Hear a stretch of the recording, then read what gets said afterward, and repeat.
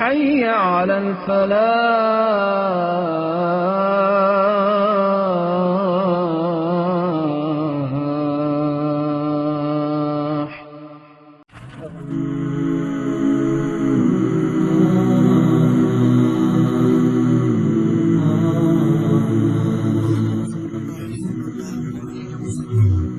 الحاقہ یعنی وہ حقیقت جو ہو کر رہے گی۔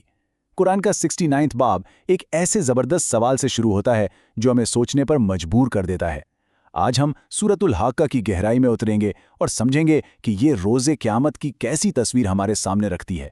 تو آئیے اسی طاقتور اور ڈرامائی آغاز سے شروع کرتے ہیں جو اصل میں پوری سورت کی بنیاد رکھتا ہے۔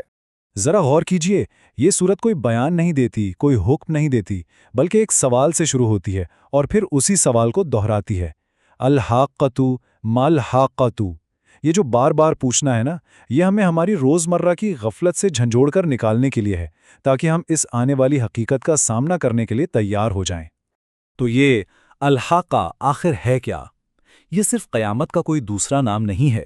اس لفظ کے اندر انصاف کا، نتیجے کا ایک بہت گہرا تصور چھپا ہوا ہے۔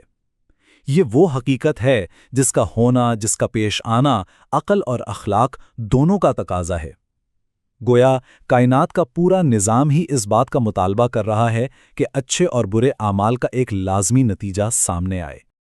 اب قرآن اس نظریے کو صرف ایک خیال یا فلسفے تک محدود نہیں رکھتا، بلکہ ہمیں سیدھا تاریخ کے آئینے میں لے جاتا ہے، یہ دکھانے کے لیے کہ یہ اصول کام کیسے کرتا ہے۔ تو چلیے دیکھتے ہیں کہ ماضی کی قوموں کے ساتھ کیا ہوا تھا۔ یہاں ہمیں دو قدیم قوموں کی کہانی ملتی ہے، سمود اور عاد۔ اچھا، ان کا جرم کیا تھا؟ انہوں نے القاریہ کا انکار کیا تھا۔ القاریہ کا مطلب ہے وہ کھڑکھڑا دینے والی آفت، یعنی قیامت کا ایک اور نام جو اس کی شدت کو ظاہر کرتا ہے۔ اور پھر ان کا انجام وہ بھی ان کے انکار جتنا ہی شدید تھا۔ سمود کو ایک ایسی آفت نے آ پکڑا جو ہر حد سے باہر تھی، اور عاد کو ایک ایسی بے قابو طوفانی آندھی نے تباہ کر دیا جو 7 راتیں اور 8 دن مسلسل چلتی رہی۔ یہ سزائیں صرف تباہی نہیں بلکہ اس بات کی بھی علامت ہیں کہ فطرت کی بڑی سے بڑی طاقتیں بھی خدا کے حکم کے تابع ہیں۔ یہ منظر کتنا خوفناک ہے۔ قرآن کہتا ہے کہ اگر کوئی انہیں دیکھتا تو وہ ایسے پڑے تھے جیسے کھجور کے کھوکھلے تنے، بالکل بے جان، جڑوں سے اکھڑے ہوئے اور اندر سے خالی۔ یہ صرف کچھ لوگوں کی موت نہیں، یہ ایک پوری تہذیب کے مکمل خاتمے کی تصویر ہے۔ اور یہ سلسلہ صرف سمود اور عاد پر ہی ختم نہیں ہوتا۔ سورت ہمیں فرعون کی بھی یاد دلاتی ہے، اور ان بستیوں کی بھی جنہیں الٹ دیا گیا تھا۔ یہ سب ایک ہی غلطی کے مرتکب ہوئے تھے۔ تو یہاں بنیادی پیغام کیا ہے؟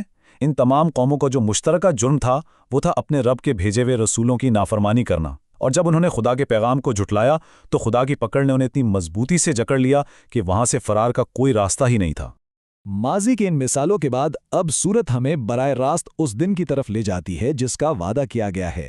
تو وہ دن خود کیسا ہوگا؟ کائنات کو ختم کرنے کے لیے کسی لمبے چوڑے منصوبے کی ضرورت نہیں ہے۔ متن کے مطابق اس کا آغاز ہوگا صرف ایک ہی سور کی پھونک سے، ایک حکم، ایک آواز، اور سب کچھ بدل جائے گا۔ یہ سادگی ہی اس کی اصل طاقت ہے۔ ذرا اس تباہی کا پیمانہ دیکھیے۔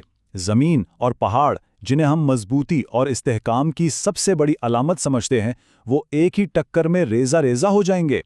یہ ہمیں بتاتا ہے کہ اس دن ہماری اس دنیاوی حقیقت کا کوئی بھی حصہ اپنی جگہ پر قائم نہیں رہے گا۔ اور یہ ہلچل صرف زمین تک محدود نہیں رہے گی۔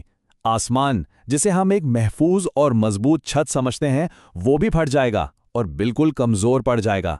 کائنات کا سارا نظام ایک نئے سرے سے ترتیب دیا جائے گا۔ تو ٹھیک ہے، یہ سب کچھ ہو گیا، لیکن اس کے بعد کیا ہوگا؟ یہ ہے سب سے اہم نقطہ۔ جب ساری انسانیت کو دوبارہ اٹھایا جائے گا تو انہیں 2 بالکل مختلف انجاموں میں تقسیم کر دیا جائے گا۔ اب انسانیت 2 گروہوں میں بٹ جاتی ہے۔ پہلا گروہ وہ خوش نصیب لوگ ہیں جنہیں ان کا اعمال نامہ دائیں ہاتھ میں دیا جائے گا، جو کامیابی اور عزت کی علامت ہے۔ ان کی خوشی کا کوئی ٹھکانہ نہیں ہوگا، اور وہ فخر سے سب کو پکار کر کہیں گے، دیکھو، آؤ میرا نامہ اعمال پڑھو۔ اور ان کا انعام کیا ہے؟ ایک پرسکون زندگی، اونچے باغات جہاں پھل ان کی پہنچ میں ہوں گے، اور ان سے کہا جائے گا کہ جی بھر کے کھاؤ اور پیو، یہ ان اعمال کا بدلہ ہے جو تم نے پچھلی دنیا میں کیے تھے۔ یہ ایک ایسی جنت ہے جو انہوں نے اپنی محنت سے کمائی ہے۔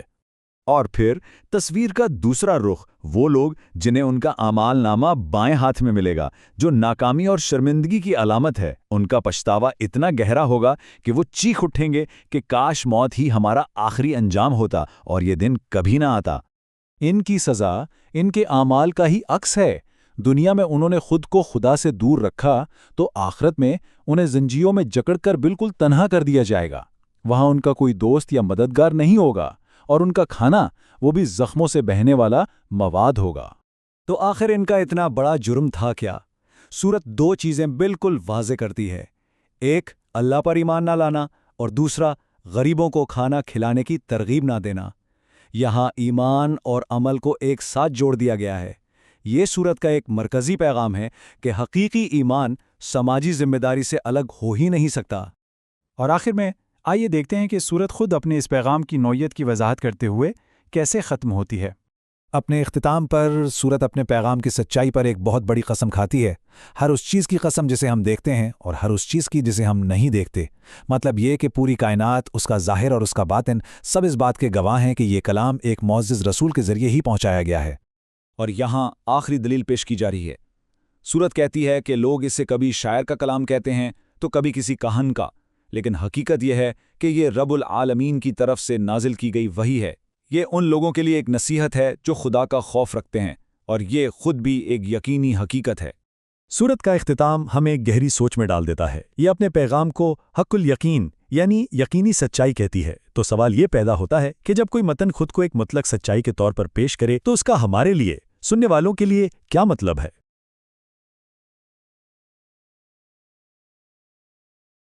امام مالک رحمہ اللہ تعالی کا قول ہے، دنیا میں کوئی ایسا شخص نہیں ہے کہ جس سے اختلاف نہ ہو سکے سوائے آپ صلی اللہ علیہ وآلہ وسلم کے۔